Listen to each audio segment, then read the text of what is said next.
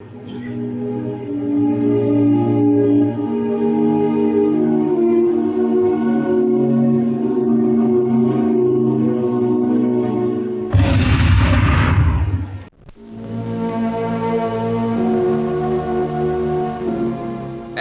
are all that remain of the man who symbolized India's finest aspirations. As the last religious rites are performed, a nation gives itself up to grief.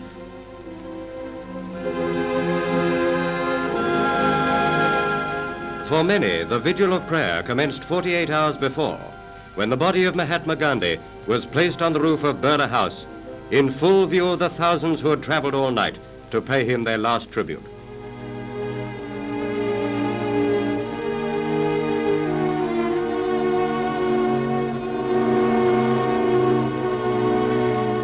Laid on a hastily converted army truck, the body was drawn into the vast crowd lining the roads to the cremation ground.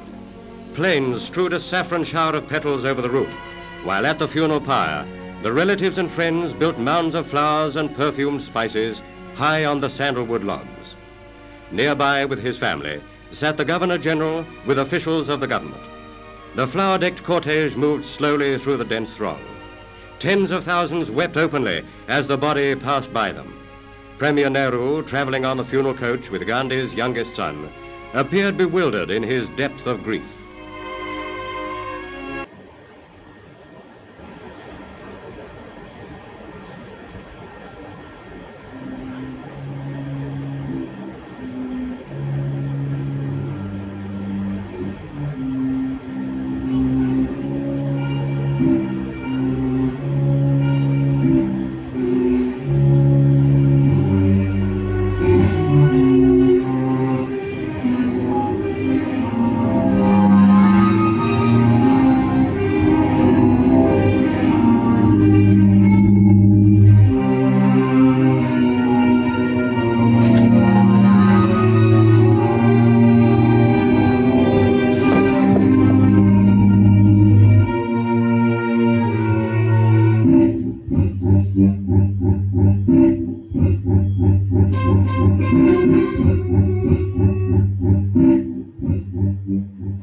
As the gunshot shook the cold, the crowd on the lawn wheeled around startled. The assassin stood still, his gun smoking in the chilly air. He looked at his watch. 17 minutes past 5. The act was done before sunset. Now to ascertain the Maranarasi, must know which way that old man's soul is heading. Winter had made the evening look dark as night. The sun was gone, without really setting. The assassin wore a pair of khaki trousers and khaki shirt, and the cold kept probing him through them. From behind the shut and glazed windows of the large bungalow, dim yellow light glanced out. The big blackberry trees and neems fringing the compound wall had turned to ghostly mansions of night. The assassin had opened a path with his gun, shoving aside with his left hand one of the two young women walking close to the man who was shot. The man's spittoon, rosary, and notebook were knocked off both in hands. The assassin saw her, stooping to pick them up, the old man falling, uttering a word. He fell dead upon the freezing grass like someone who had suddenly dozed off. From the large, navel-like holes that had appeared on his unclad chest, blood flowed out in runnels. So much blood in a dried-up old man! God! He's picking up those fallen things, the need of the hour. Isn't it more urgent to tend to the fallen body? His prana will be on its way out. Perhaps through the eyes, The nostrils, the mouth, the anus, the soles of the foot. Dhananjaya Prana would be delinking from the corpse. Send the corpse along its path soon. Oh God. He's picking up those fallen things, the need of the moment. Send the corpse along its way. It does not need that spittoon, rosary, or notebook anymore. Bhasmantam Shariram.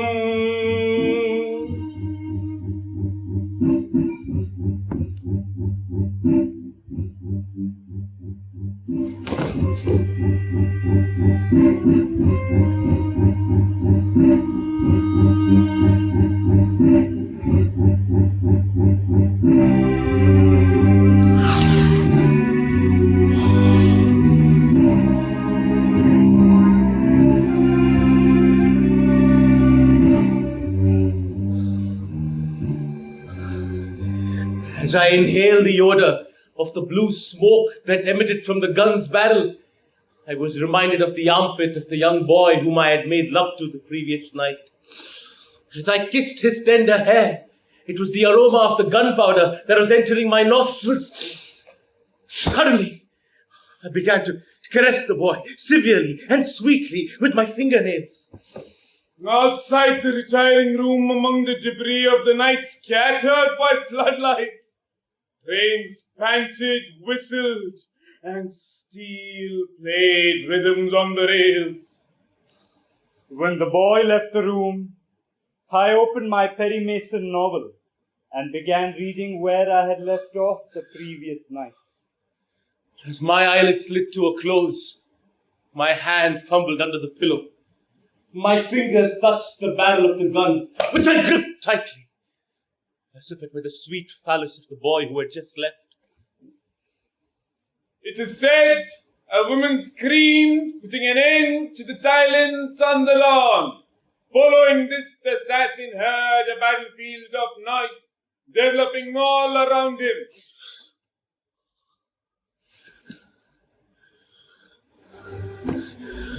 Arjuna! Falguna! Partha! Kiriti! Arjuna! Falguna! Partha! Kiriti! Arjuna! Falguna! Partha! Kiriti!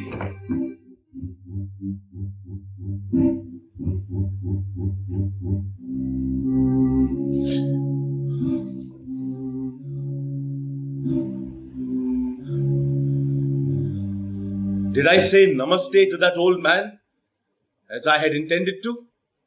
He felt that it was not he, but the snout of the gun that uttered, Namaste. Alas, the enemy deserves respect. My tongue should have pronounced the word Namaste, Namaste, Namaste, Namaste, Namaste, remembering all the good that you have done. And for your misdeeds, the punishment with this gun. Remembering all the good you have done, for your misdeeds, the punishment with this gun. We are parting now, friend. Who knows what is to become of your destiny now, and of mine too. when several hands together grabbed him. The startling thought, is it really me, shook him for a moment. Friends. I am not running away anywhere, am I? I am staying right here, aren't I? Tell me, would I run away from the climactic moments as I fulfill my karma? Haven't you read the Gita versicle? Ah, the Gita. The seekers after truth who enjoy the fruits of karma performed as a yajna are released from all vasanas, whereas whomsoever performs karma for the attainment of selfish ends enjoys sin in the form of fruits of his karma. My yajna is over. Accept it. Raising both his hands above his head, the assassin yelled. Police! Police! He made it clear that he was surrendering. Someone squeezed his right wrist and wrenched away the gun. He swallowed the pain. He rubbed the smarting veins with the left hand. Why? Why this violence? Why? Why this violence? Why? Godse said. Why this violence? Why? Godse yelled. Why this violence? Why?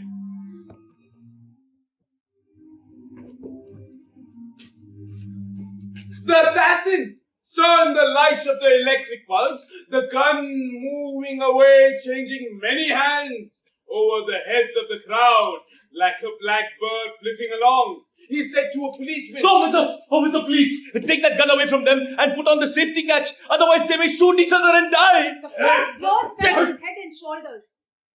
Friends, haven't you read the word of the Upanishads?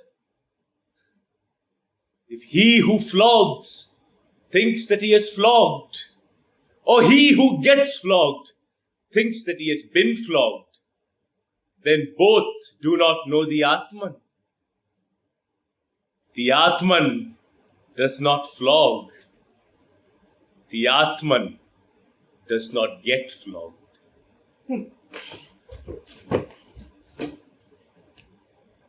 Oh, people of Bharat! In another one of my Janmas, it was as an enchantingly beautiful butterfly that I first emerged from Brahma.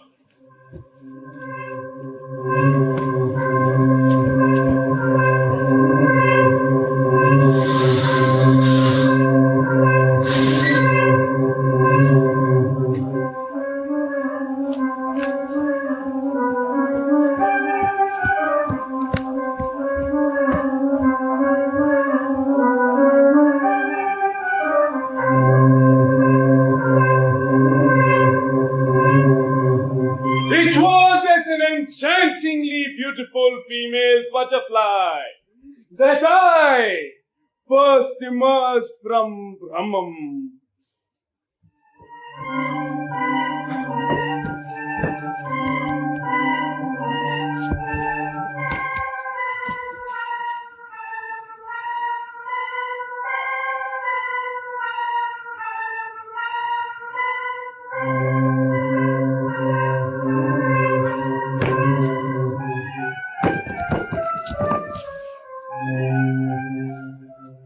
Beating my 7-colored wings, flying over the ocean of milk, drinking the honey from the lotus flower, I enjoyed myself.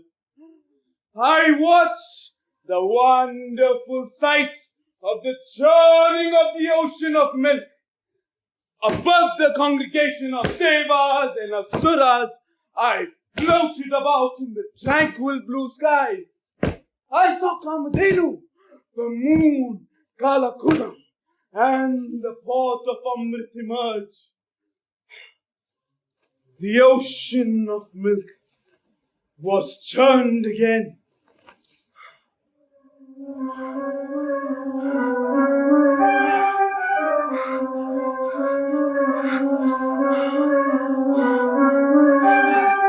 Breaking the waves of the milk, a divine form emerged.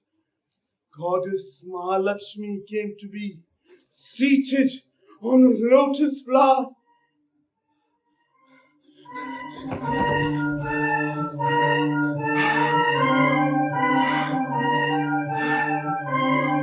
Attracted by the goddess's effulgence, I flew in near her, as if drawn in by a lamp's flame. The fragrance of lotus honey, embraced with ambrosia, intoxicated. I forgot everything, giving shudders to the congregation of Devas and Asuras.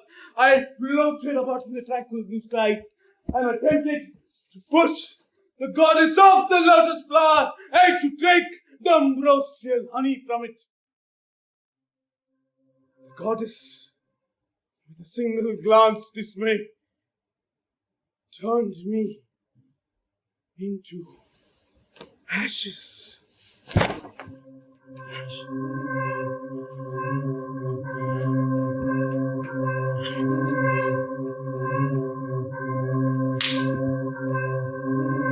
In another Janma, I was a beetle that bore holes into the lotus stems of the pond that adorned the garden of King Dasharatha's palace in Ayodhya. The boy, Sri Rama, came to the banks of the pond one day playing about.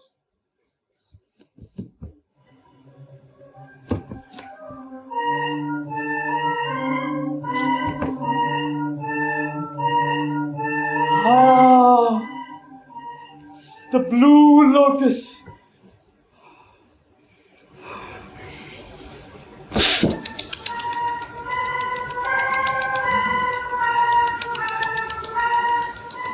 Seeing me sink my fangs into the blue lotus he so cherished, the prince got the fright of his life and cried out aloud. Armed retainers rushed in from all sides. One servant picked me up with loath and put me on the bank of the pond. As he raised his foot to crush me with one stomp,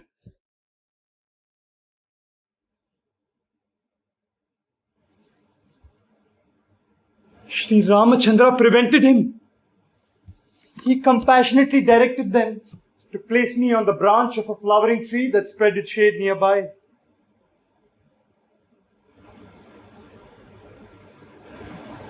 No sooner than the prince and retainers were gone, I was back into the pond.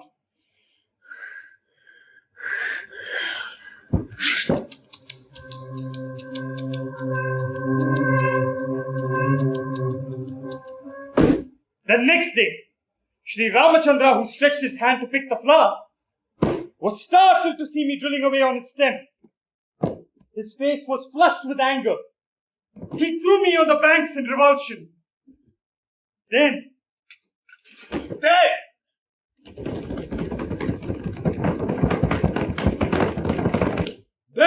he lifted his right leg and stamped on me.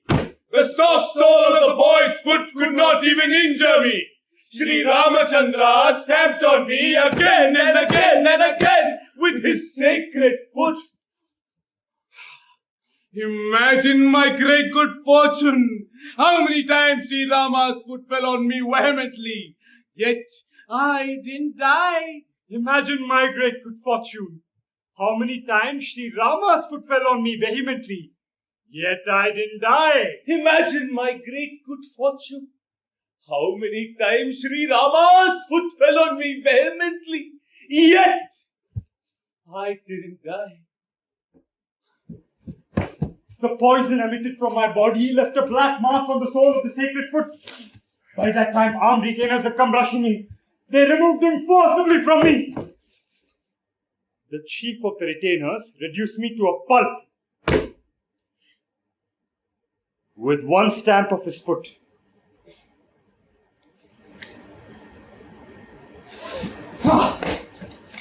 If I had only given up my life through the agency of Sri Rama's foot, I would have remained in Brahman, indulging in Paramananda. The duty to deliver traitors to the next world would never have become mine.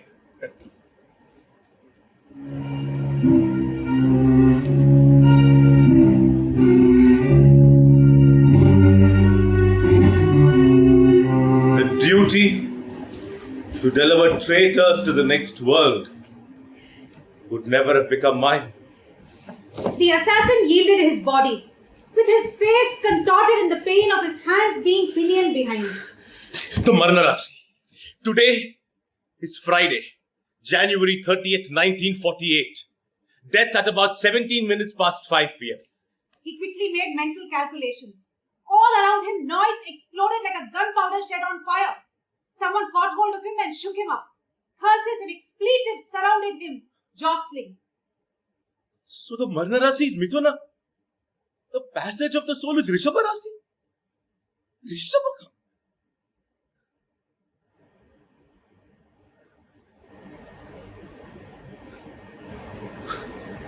Yes, Rishabha it is. Shukra its Lord. Hey Bhagwan, is it true? No!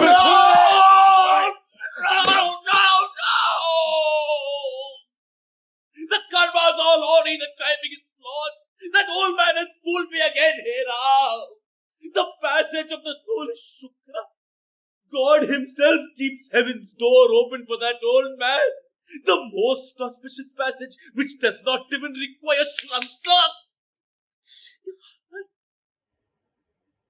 I have given him mukti. That old man now has to come back here only after a parantam. Till then, he doesn't have to go in search of yonis to be born in and yonis to be diluted with Hera. That old man has escaped through these very hands of mine. God himself keeps heaven's door open for him. The most auspicious passage, which does not even require Shraddha.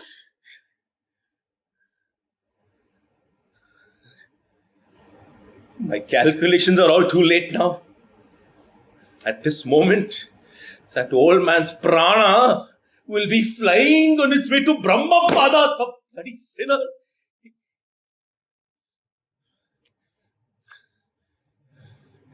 Shvetavana, Bhivalasan, Vijayo, Jishnu, Savyasachi, Dhananjaya. Shvetavana, Bhivalasan, Vijayo, Jishnu, Savyasachi, Dhananjaya. Shvetavana, Bhivalasan, Vijayo, Jishnu, Savyasachi, Dhananjaya. Oh, people of Bharat, this sacrifice of mine has turned futile like a dewdrop that fell in a desert. Hey Ram, am I alone denied mukti? Oh, people of Bharat, this sacrifice of mine has turned futile, like a dewdrop that fell in a desert. Hey Ram, am I alone denied mukti? Oh, people of Bharat, this sacrifice of mine has turned as futile as a dewdrop fallen in a desert. Hey Ram, am I alone denied mukti? The old man's mukti lasts for a parantam. Bliss and rest lasting for 3,11,04,000 crore of years. He has to return only after that. And I? For how many more parantams must I fall headlong as a blind seed into yonis and come out of yonis wailing and blood smeared? Go, Mahamaye! I have to once again grow as a grain upon this earth. Fall into the fire of virility. Fall into the female fire pit. Be born, wail, excrete, grow up, lust, suffer hellishly, and then die again. I am fed up, Bharatambe. It was for your sake that I killed that old man. And yet for him, Brahmananda, 100 Ananda of Manushya is 1 Ananda of Manushya Gandharvas. 100 Ananda of Manushya Gandharvas is 1 Ananda of Deva Gandharvas. 100 Ananda of Deva Gandharvas is 1 Ananda of Pitas. 100 Ananda of Pitas is 1 Ananda of Ajana Devas. 100 Ananda of Ajana Devas is 1 Ananda of Karma Devas. 100 Ananda of Karma Devas is 1 Ananda of Devas. 100 Ananda of Devas is 1 Ananda of Indira. 100 Ananda of Indra is 1 Ananda of Brahaspati. 100 Ananda of Brihaspati is 1 Ananda of Prajapati. 100 Ananda of Prajapati is 1 Brahmanandam. Om. Om. Om.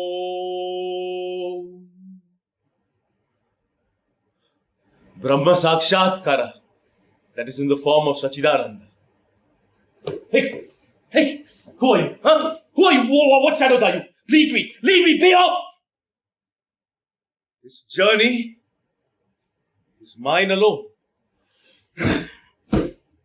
What is this? Why do you torture this body? This body that has only fulfilled its duty. Its duty towards Akhanda Bharat. What foolishness is this? Are you threatening the Brahmin who killed your enemy? What enormous sin is this that you heap upon yourselves?